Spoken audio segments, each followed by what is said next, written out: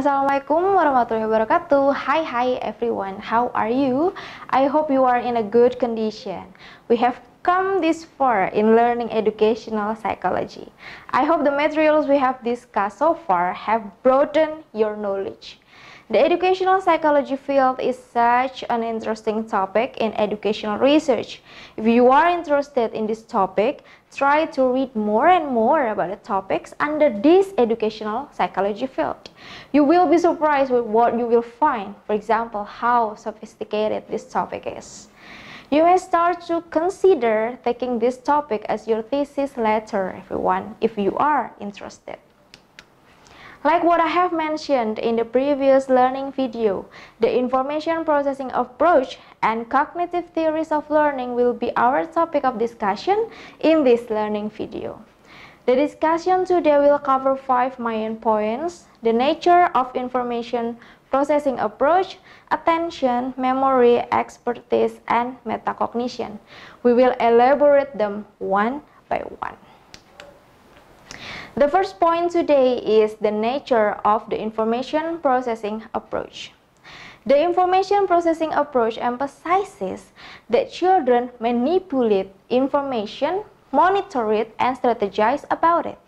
Central to this approach are the processes of memory and thinking.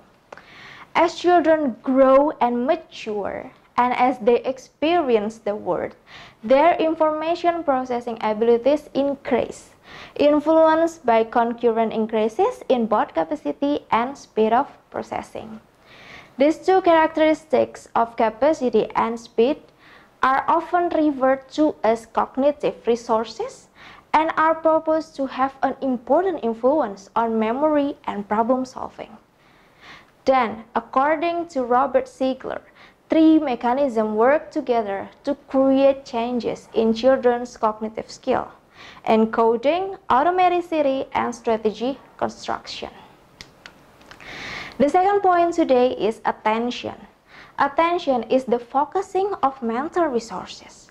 Attention improves cognitive processing for many tasks, from hitting the basketball, reading a book, or adding numbers. Psychologists have labeled type of attention's allocation as selective attention, divided attention, sustained attention, and executive attention. Selective attention is focusing on a specific aspect of experience that is relevant while ignoring others that are irrelevant. Dividing attention involves concentrating on more than one activity at the same time. Sustained attention is the ability to maintain attention over an extended period of time. Executive attention involves action planning, allocating attention to goals, error detection and compensation, monitoring progress on tasks, and dealing with novel or difficult circumstances. The third point, memory. Memory is the retention of information over time. Educational psychologists study how information is initially placed or encoded into memory, how it is retained or stored after being encoded, and how it is found or retrieved for a certain purpose later. There are some terms you need to be aware about when we talk about this topic. Encoding. When a student is listening to a teacher, watching a movie, listening to music, or talking with a friend, he or she is encoding information into memory.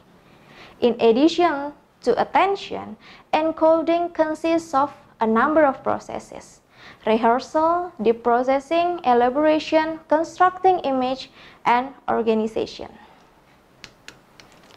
Besides encoding, storage becomes an important term when we talk about memory.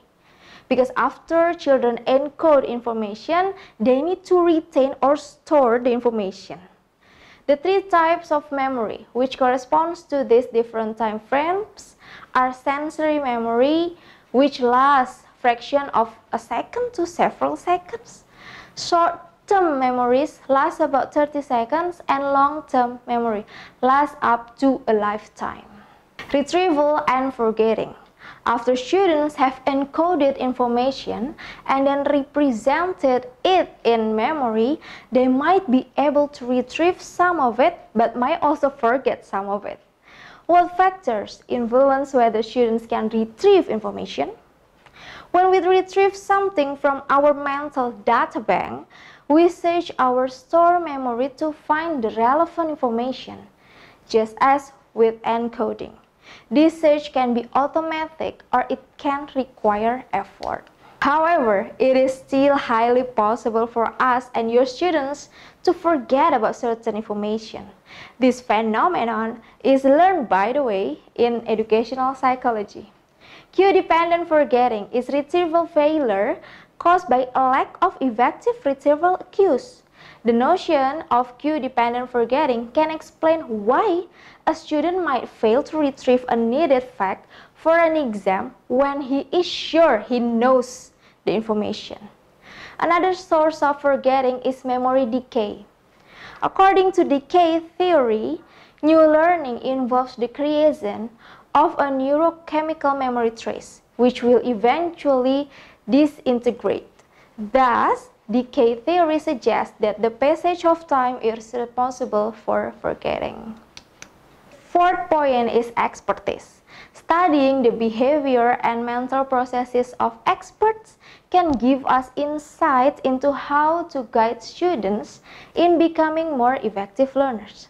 According to the National Research Councils, expertise are better because they are detecting features and meaningful patterns of information, accumulating more content knowledge and organizing it in a manner that shows an understanding of the topic, retrieving important aspects of knowledge with little efforts, adapting an approach to new situations, and using effective strategies.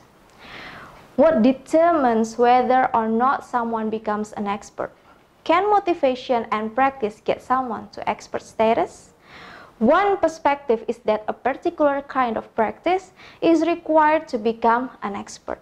Deliberate practice is at an appropriate level of difficulty for the individual, provides corrective feedbacks, and allows opportunities for repetition. A number of psychologists who study expertise stress that it requires not only deliberate practice and motivation, but also talent. The last point for this learning video is metacognition. Metacognitive knowledge involves monitoring and reflecting on one's current or recent thoughts. This includes both factual knowledge, such as knowledge about the task, one's goals or oneself, and strategic knowledge, such as how and when to use specific procedures to solve problems. Metacognitive activity occurs when students consciously adapt and manage their thinking strategy during problem solving and purposeful thinking. Michael Presley and his colleague developed a metacognitive model called the Good Information Processing Model. It emphasizes that competent cognition results from a number of interacting factors. Children are taught by parents or teachers to use a particular strategies. Teacher may demonstrate similarities and differences in multiple strategies in a particular domain. Lastly, students recognize the general benefits of using strategies, which produces general strategy knowledge. They learn to attribute successful learning outcomes to the effort they make in evaluating, selecting, and monitoring strategy use. In the view of Presley and his colleague, the key to education is helping students learn a rich repertoire of strategies that results in solutions of problems. Good thinkers routinely use strategies and effective planning to solve problems. Good thinkers also know when and where to use strategies. Understanding when and where to use strategies often results from the learner's monitoring of the learning situation. Well, that covers what we are going to discuss in this learning video. It is always interesting to learn how our brain works, isn't it? Don't you agree with me? The assignment for this week will be there inspired everyone. Don't ever think to leave the assignments or quiz that I've given you behind, because it will affect your scores later. So please be a good student. For the next learning video, we are going to discuss about assessing students' learning and standardized tests. See you on the next video. Thank you.